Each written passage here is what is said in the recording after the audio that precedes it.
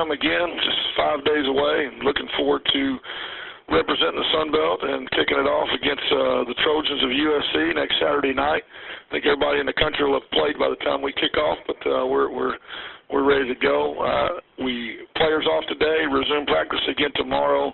Have had 3 of our best practices in the last few days, and we're very fortunate to be healthy at this point, which was something we didn't have at our disposal most of last year. We've had a really good camp, good physical camp, but we've also been lucky enough and fortunate enough to stay healthy, and we're going to be going into Saturday's game, barring any injuries this week in practice, with a very healthy and a very good shape football team. So huge challenge, but one that we're excited for, a great opportunity for us in the conference, and so we're going to be ready to go. Thank you, Coach. As a reminder to our members of the media, is a *1 to get in the queue to ask questions. First questions come from Randy with the Sunbelt Digital Network. Randy, please go ahead. Morning, Blake. How you doing? Morning, I'm good. I just wanted to ask you about opening at USC. I mean, is there any kind of buzz throughout, your locker room, the student athletes, about opening with such a, high-profile opponent, especially in a stadium such as theirs, the Coliseum in Los Angeles?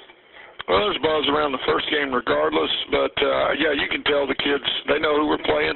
They're excited about it. We started counting the days down a couple days back, and I felt like the last 2 practices you can feel a tremendous amount of energy around it, and they understand the opportunity that we've got ahead of us. And huge challenge, but also that brings about a great opportunity if we can get the job done and find a way to win. Just what that would do to set off a great season for us and the conference as well. Can you tell me a little bit about what it's been like in the off season to have such one of the conference's best quarterbacks in Freddie Knighton coming back for another year in your system? Well, typically in our system we've installed it at different places along the way, and that maturation process between year 1 and year 2 has always been something that's been fun to watch for a quarterback. But Freddie is a hard worker, and he's a studier of the game, and he loves to play the game. So it's been even maybe more fun to watch him mature over the year as anybody. He knows the system better at this point than he did at any point last year. He had a great offseason. There's a tremendous amount of confidence in the fact that he's going to make good decisions, and he's shown that in spring and fall camps, and just in terms of not turning the ball over as compared to his first spring to now.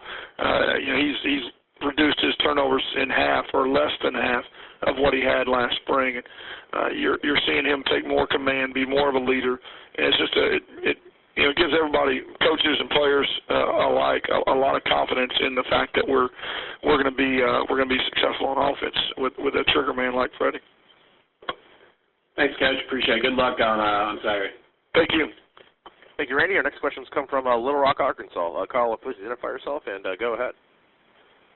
Hey, Coach. This is Jay with Fox 16. How you doing today? I'm good.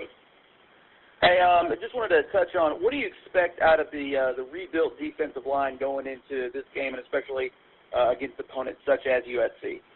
Well, these guys are going to be huge up front, so it's a challenge. I really like what we've got up front. We look so much different than we did a year ago. I don't know, exactly how we're going to match up.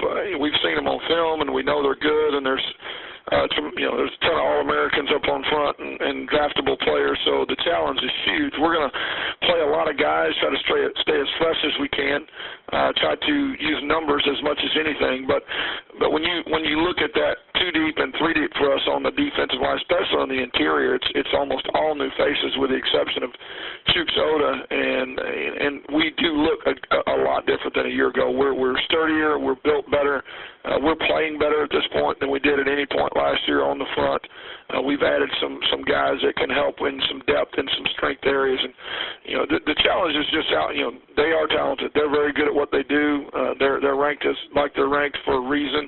I don't know if Saturday is going to be a true picture of what to expect from us for the long haul, but we'll throw numbers at it and get great effort, and I hope that we can create some problems for them and minimize the big plays. That's really the key. They're going to get theirs. They're going to have big plays. We've got to minimize, try to slow that down and try to keep it to a minimum and keep ourselves in the game. And you mentioned the big plays. I know that was a little bit of a problem last year at times, especially towards the end of the season. I guess kind of how do you try to minimize those as best you can? Well, we've addressed a few things in terms of scheme. I mean, really just simple, small things to try to be more sound. But we've addressed it mostly by building this team around some guys that are just better athletically. We're in the back end. We've got two safeties that are new to us. Plus, we've got Chris Humes back healthy, and we've got a Monty Hunter that's playing better than he did at any point last year. We can create more pressure up front with the front. We're more athletic than we were a year ago. So we've addressed it in schematically. We've addressed it physically in recruiting, and in the off-season, we go into this game healthy and in better shape than we were a year ago. I'm hoping that all those things collectively are going to allow us to minimize the big plays. And those came from fatigue a year ago. They came from one-on-one matchups where we weren't as athletic as the opponent. They came from injury and attrition. I mean, we're trying to minimize all those factors through in the ways that we can control, and I think we've done that. The one thing that's hard to minimize is just how athletic the opponent's going to be, and we're going to have to play our best game. And I guess one last question on me. Can we expect any trick plays from you this Saturday? If you go into a game watching us and you don't expect one, then you have not paid attention very well. Yes, we will always go in with some things up our sleeve. It's just the nature of who we are. It's something that opponents have to always be prepared for. I would never expect to go into a game where they didn't worry about it a little bit, and we will never go into a game without some things in every phase that we can possibly manipulate the game in any way. Good deal. Looking forward to it, Coach. Good luck to you. Thanks, guys. Thank you, Jay. Our next questions come from Matt with the Jonesboro Sun. Please go ahead, Matt. Hey, Coach. Matt Robertson with the Sun. Morning. One question for you. Yes. You mentioned that you guys probably play last on Saturday. Is that kind of a good thing, or is that a bad thing, having to wait all day to finally kick off the season?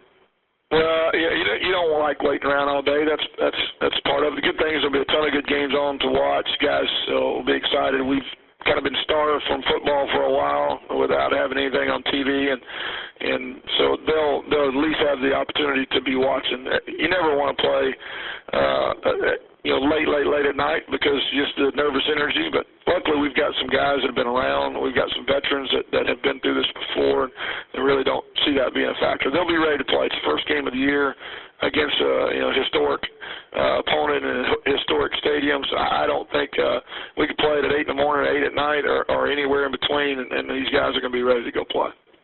All right. Thanks, Coach. Sure. Thank you, Matt, and thank you, Coach. That's all the time we have for today. We do appreciate it. All right.